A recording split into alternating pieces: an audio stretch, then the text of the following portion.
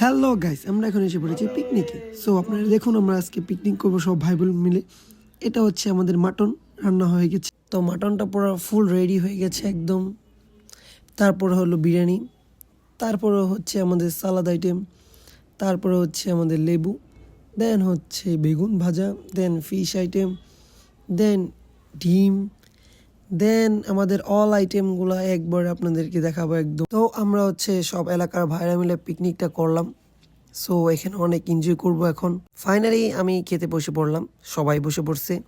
আমাদের সার্ভ করে দিচ্ছিল দীপঙ্কর ভাই। সবাই আমরা নিচেই বসে পড়লাম একদম সব মিলে। এখানে সবাই একদম খেয়ে একদম উড়িয়ে ফেলছে।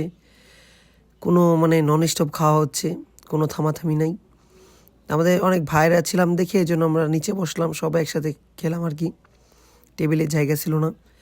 সো আমি তো একদম খেয়ে ঘেমে গেলাম, এই উইন্টার সিজনে খেয়ে আমি ঘামতেছি একদম। সো এখানে সব ভাই ব্রাদার্স মিলে বসে আছি, আর আমি তো একদম ঘেমে টেমে শেষ, আমার নাক প্রচুর ঘামে।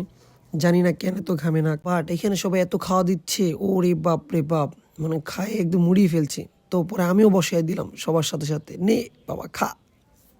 দ্বীপে তো পুরো একদম খেয়ে একদম, ভাই কি যে খাচ্ছে দ্বীপে।